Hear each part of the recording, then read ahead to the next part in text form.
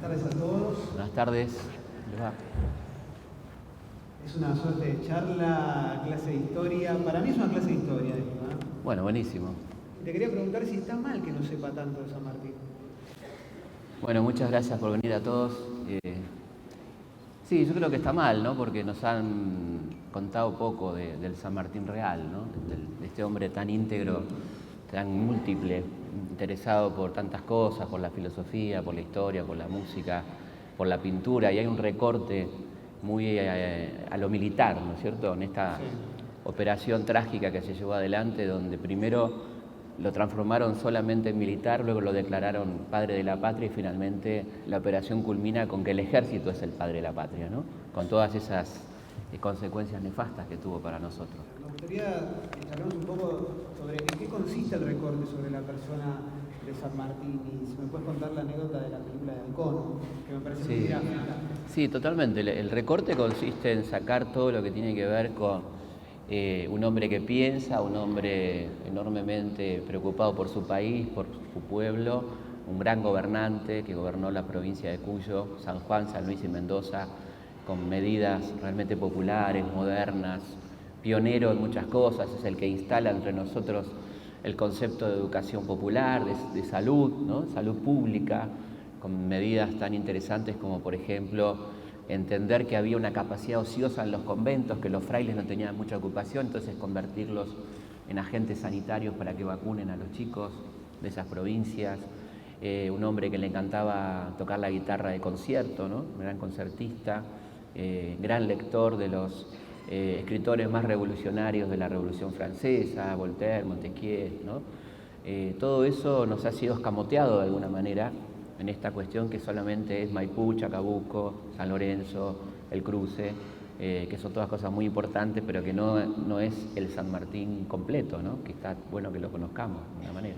En una de las cartas que uno encuentra la diferencia entre el original de lo que él escribía y lo que luego fue transcripto en la documentación sanmartiniana, hay una carta muy interesante cuando justamente como gobernador de Cuyo él prohíbe los castigos corporales a los niños en las escuelas, diciendo que de ninguna manera había que castigar a los chicos, y el Cabildo de Mendoza, que era muy conservador, le dice que si no se castiga a los chicos corporalmente, los chicos van a ser indisciplinados y todo esto. Entonces él, burlonamente, con la ironía que lo caracterizaba, responde, bueno, autorizo el castigo corporal en la mano y con guante, ¿no?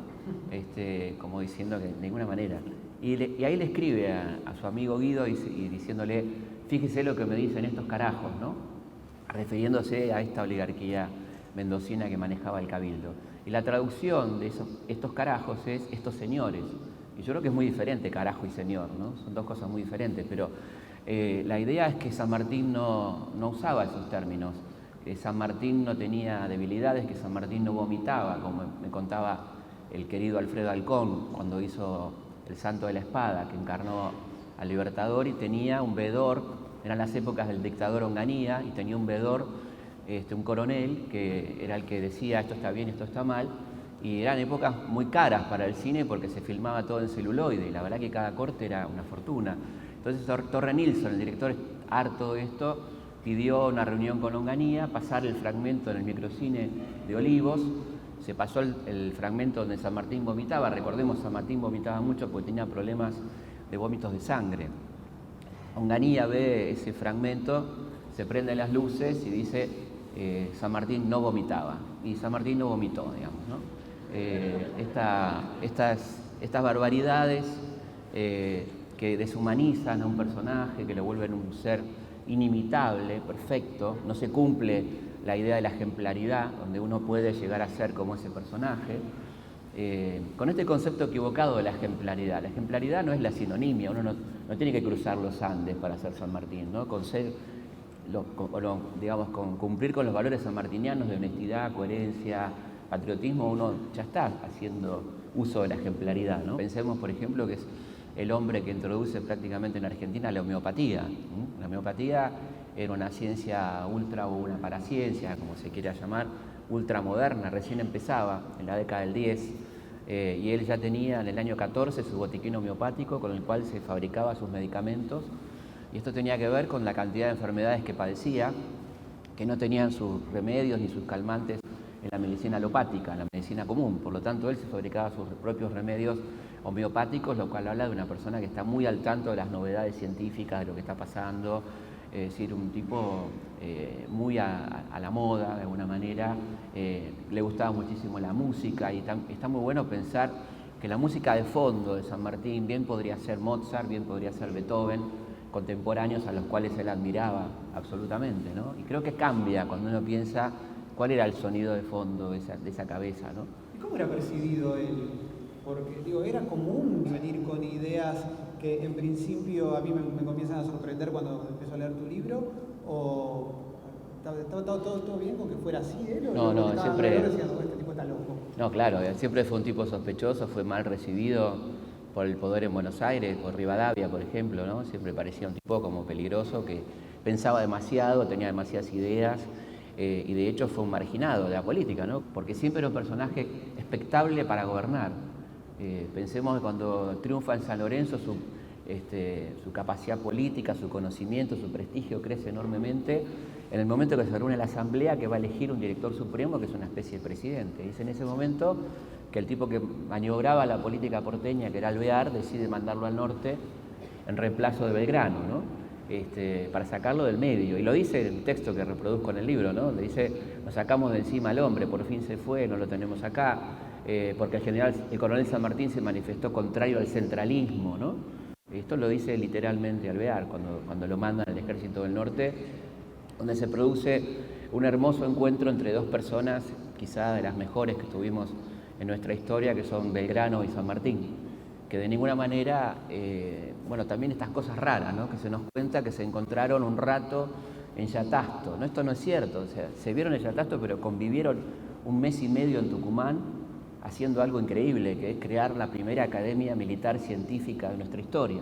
Uno siempre dice qué lindo haberlo tenido a San Martín de profesor de historia.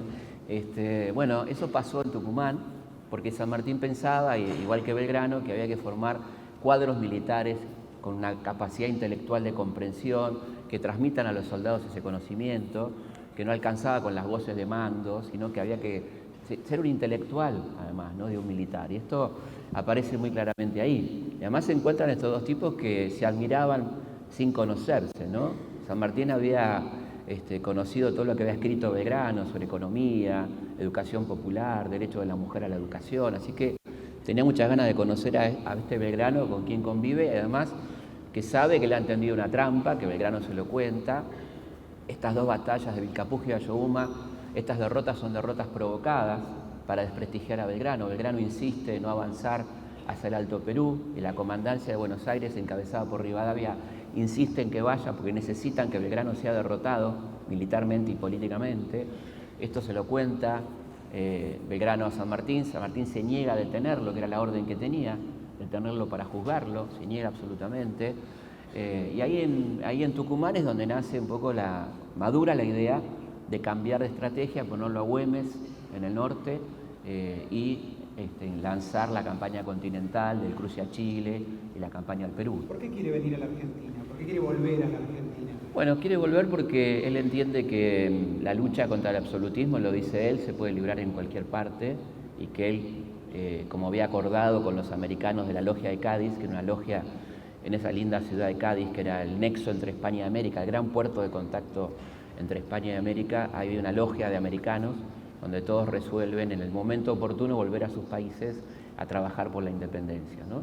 El momento indicado, evidentemente, es después del 10, cuando ya cayó el último bastión del poder español, la Junta de Sevilla, y ahí empiezan a volver O'Higgins, cada uno Bolívar, cada uno vuelve a su país a trabajar por la revolución.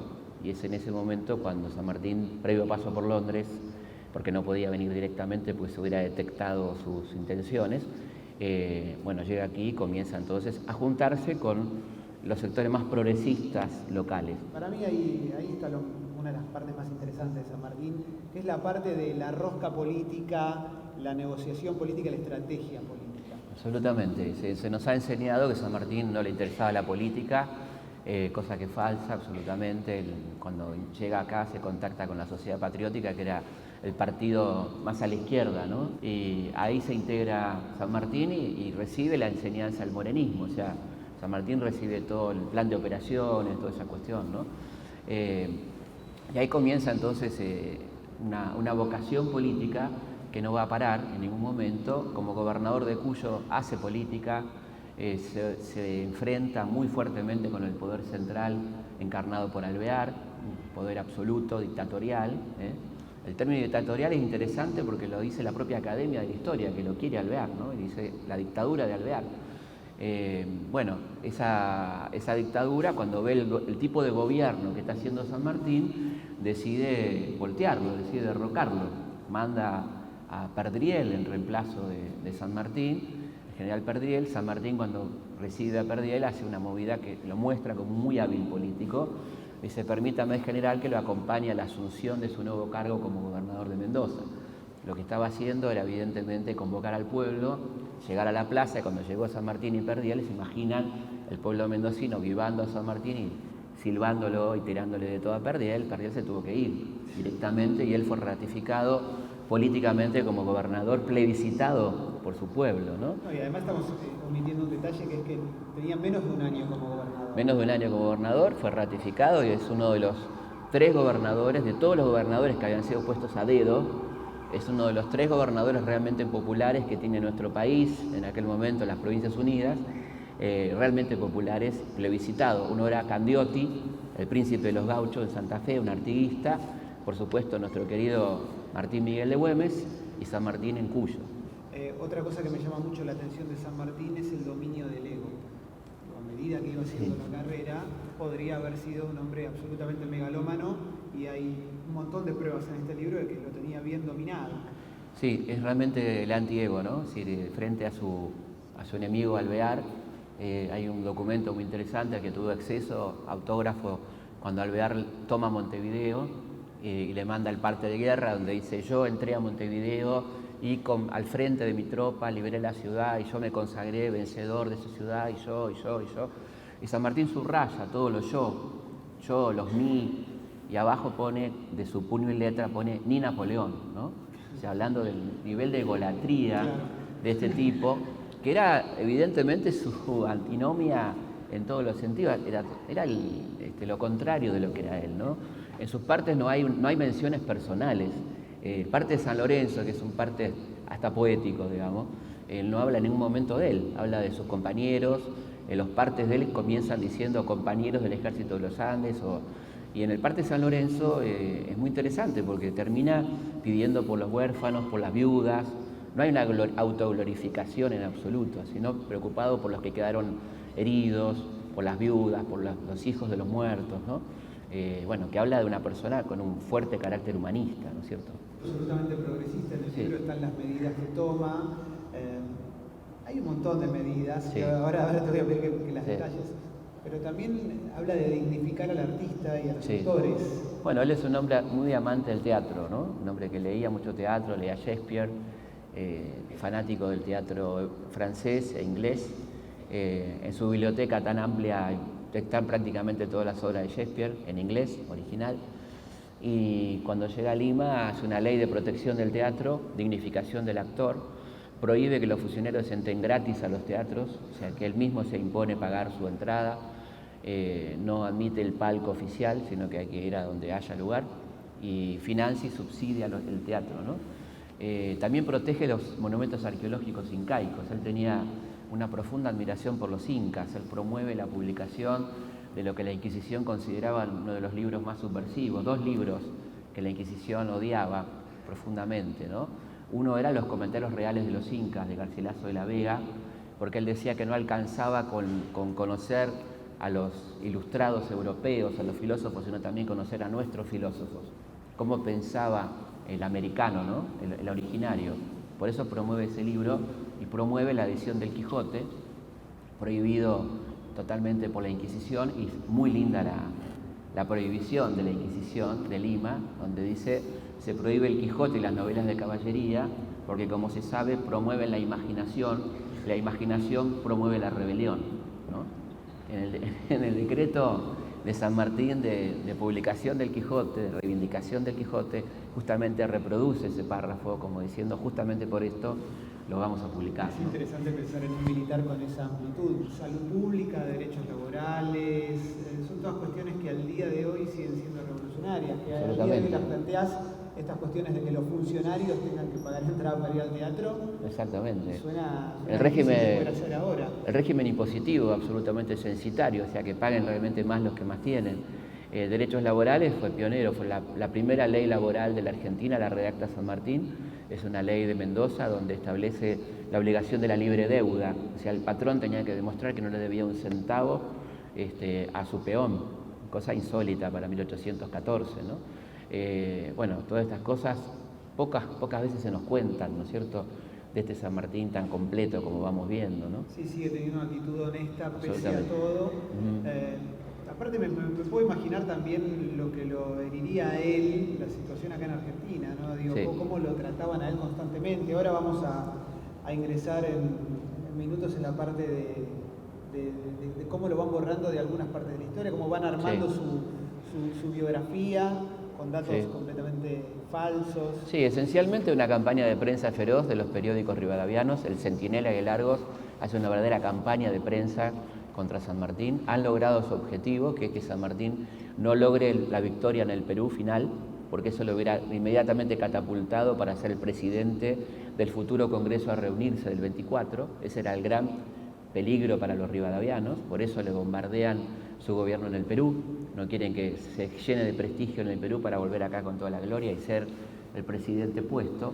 Así todo, cuando San Martín regresa en el 23, estando en Mendoza, aparece como la figura lógica para ser electo presidente con el apoyo de todo el interior del país, y es ahí donde ya la campaña se vuelve insoportable, incluso con amenazas contra su vida, espías que le revisan la correspondencia, amenazas directas, y ahí es donde él decide finalmente irse al exilio, ¿no es cierto? Hablemos un poco de la vida personal de San Martín. ¿Cómo hizo para construir una familia? Si es que en realidad la construyó con Remedios de Escalada y después... Bueno, una relación complicada de una chica muy jovencita. No era para nada raro esa diferencia de edad en aquel momento. Las chicas se casaban jóvenes con la idea de tener hijos rápido por la cantidad, la mortandad infantil que había, ¿no? Así que el casamiento a los 15 años, 14 años era bastante común. La diferencia entre ellos era de casi 20 años. Una diferencia que para la época era más o menos normal. Pero bueno, lo que ocurre es que es una pareja que se ve muy poco, muy distanciada. Pero sí hay una paternidad interesante de parte de San Martín, que en el momento de su exilio él podría haber dejado a su hija en manos de su abuela, pero la lleva consigo, ¿no? Y va a tener una relación muy estrecha con esa hija, ¿no? Con ella y con sus nietas, digamos, un vínculo muy fuerte de un padre que quiere estar con su hija, ¿no? Que no se la quiere dejar a la abuela, que es lo más normal en aquel momento, donde la paternidad tenía una cuestión bastante laxa, ¿no? Claro. La que se quedaba con los hijos era la madre, no el padre. Y sin embargo él se va y tiene un muy lindo vínculo con su hija Mercedes, que terminará siendo la que le lea los libros cuando ya él queda ciego, ¿no es cierto?, en el exilio, la que le lea los diarios y haga un poco de secretaria también, ¿no? ¿Y con respecto a su salud? La salud, bueno, está mejor porque evidentemente lo que había era mucho estrés en toda su vida, ¿no? Sigue los achaques, sigue sus problemas de reuma que se van agravando, pero es una persona que viaja mucho, que recorre Europa, tiene viajes por Italia, a la ruina de Pompeya, a Florencia, lugares que él quería conocer. Hay muy lindos relatos de viaje de él, de estas impresiones de esa Europa de aquel momento, y a la vez recibe, a la vez de tener un excelente trato con Rosas, un muy buen vínculo epistolar, nunca se conocieron, por supuesto, pero sí mucha correspondencia, recibe a los más fanáticos antirrosistas, ¿no? Lo cual habla de su amplitud, a quien nos deja de discutir y plantearle sus opiniones. ¿Qué te pasa a vos cuando ves que en las dictaduras decían, bueno, San Martín hubiera hecho tal cosa? Sí, yo creo que, Videla decía que su ejército era el ejército sanmartiniano. Para colmo, tuvimos la desgracia que el bicentenario del nacimiento de San Martín se cumplió durante la dictadura de Videla, año 78, ¿no? Y él hablaba en nombre del ejército de San Martín y que ese ejército estaba llevando adelante lo que San Martín hubiera hecho. Yo creo que es totalmente improcedente porque hay un solo dato, con un solo dato derribamos, hay muchos, ¿no? Pero uno muy fácil, y mientras que San Martín fundaba bibliotecas, Videla las quemaba, o sea que ahí tenemos ya un punto de inflexión muy diferente, ¿no? San Martín decía una frase hermosa cuando inaugura la Biblioteca de Lima, él decía: las bibliotecas son más poderosas que los ejércitos para vencer la tiranía. Y decía además, los días de inauguración de bibliotecas son tan felices para los amantes de la libertad como tristes para los tiranos, o sea que no hay por dónde asociar a Videla con San Martín, ¿no? ¿En algún momento subió un burro San Martín? ¿Cómo? ¿En algún momento se subió un burro San Martín? Sí, Por ahí. claro, sí, bueno, la verdad que es imposible. Pero bueno, y de todas maneras creo que no hay derecho a que alguien hable en nombre de San Martín y diga, hoy San Martín diría, hoy San Martín haría, porque uno no es medium, no hay medium de San Martín, no se puede andar hablando en nombre de él. Que uno conozca su vida no le da derecho a nadie a hablar en nombre de él y ratificar o rectificar ciertas cosas del presente. Eso es mala praxis histórica, eso no debe hacerse bajo ningún punto de vista. ¿Qué descubriste, para ir cerrando ya esta entrevista, esta charla, qué descubriste cuando empezaste a escribir el libro? ¿Qué te fuiste encontrando? Me encontré con una persona extraordinaria, ¿no? Con un tipo, para nada perfecto, por suerte, un ser humano, pero alguien con unos valores increíbles, de una modernidad increíble, muy oculto, muy atacado, una persona que recibió la ingratitud prácticamente durante toda su vida y una gran urgencia de mi parte de comunicarlo, ¿no? a mis compatriotas, que conozcan quién era este hombre, ¿no? Gracias por esta